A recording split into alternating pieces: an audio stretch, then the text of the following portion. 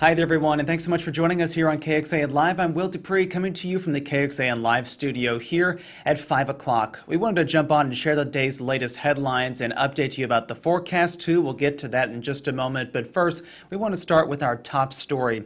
Texas Democratic leaders pitched 4 new gun reforms that they say are needed after that deadly school shooting in Uvalde. Here's what they are. Today, a group of Texas Senate Democrats called for raising the gun purchase age to 21, requiring background checks, a 72-hour waiting period for weapons like the AR-15, and red flag laws. They said that Governor Greg Abbott needs to call lawmakers back for a special legislative session to consider these changes and work on compromises. However, Abbott has only asked for the creation of special legislative committees. And stay in that community for as long as I could. I was there for 14 days straight because I wanted everybody here to know, not these folks because they get it, that we need to do something here and we can do some common sense solutions. And simply doing nothing is about as evil as it comes, right? Simply doing nothing is and talking a good game and having committee hearings and round tables is about as pathetic as it gets. The chairman of the Republican Party of Texas said recently he does not support red flag laws. During an interview this weekend with a Dallas news station, Chairman Matt Rinaldi said, quote, "We do not support any new restrictions of gun laws because we don't think it will make Texans safer. People want to be safe. People don't want tragedies like Uvalde to happen. We need to make sure any legislation we pass actually accomplishes that task." Now, we also reached out to Governor Greg Abbott's office, and we are awaiting comment for him to see if he has any response about the calls for a special session. The Texas Republican Party adopted a new 40-page platform over the weekend at its convention in Houston. It declared the 2020 election violated the Constitution and President Biden was, quote, not legitimately elected. The new Texas State Party's platform also includes sections declaring that homosexuality, quote, is abnormal, in opposition to, quote, all efforts to validate transgender identity. It also rebukes Republican Senator John Cornyn for taking part in bipartisan gun talks and urges lawmakers to put a resolution on the ballot before November of 2023, asking if Texas should be an independent nation.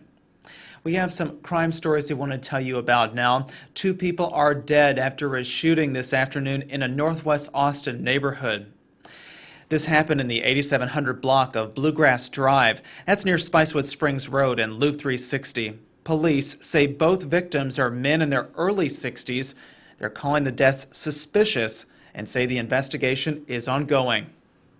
A homeowner in West Austin got a stunning surprise. A half-naked man broke into his home. The owner's security camera catching it all as the intruder made his way through the house. Andrew Fish says when he got an alert on his phone about someone breaking in through a window, he raced home to his house on Windsor Avenue to see what was happening. When he got there, he found a man inside, as you see there, in his underwear with no shoes walking through his house. Fish says he walked in and told the man to leave. The man left, then started walking into the neighborhood. He was walking around in his underwear. He was carrying a bottle of my wine. So when I got here, I walked around the house. I couldn't see how he got in immediately. And so I unlocked the front door, which was still locked, walked in, turned on the lights downstairs, and this guy comes walking out downstairs. We have video of all that. At that point, he's trying to talk to me, and I turn around and I'm walking out. Fish says he contacted police, but said by the time they arrived, the man had left and disappeared. In some sports news today, starting today, World Swimming will ban most transgender athletes from competing in women's events. The International Swimming Federation voted on this new policy this weekend. It allows only those swimmers who transition before the age of 12 to compete in women's events. The organization also proposed an open competition category. A spokesperson for that federation said the policy is based on studies that suggest someone who transitions after puberty has an unfair advantage in a women's competition. policy comes after the success of college swimmer Leah Thomas, who is a graduate of Westlake High School. In March, she made history as the first transgender woman to win an NCAA swimming championship. Before we let you go, we do want to update you about the forecast. Tomorrow is the official start of summer, and if you head over right now to KXAN.com, we have an in-depth look at what that means and what's ahead for the rest of the month of June. As you can see right there, the headline says we are on track for the most 100-degree days ever recorded in the month of June in Austin. This weather blog that our weather team put together just got updated a few moments ago, so please check that out over on our homepage. We want to thank you all again for joining us here on KXAN Live at 5. I'm Will DuPree in the KXAN Live studio. We'll be back later with other updates about the latest headlines. You can read more in-depth coverage on KXAN.com and on the KXAN News mobile app. Thank you all again for watching. We'll see you back here. I'm Will DuPree. Take care, everybody.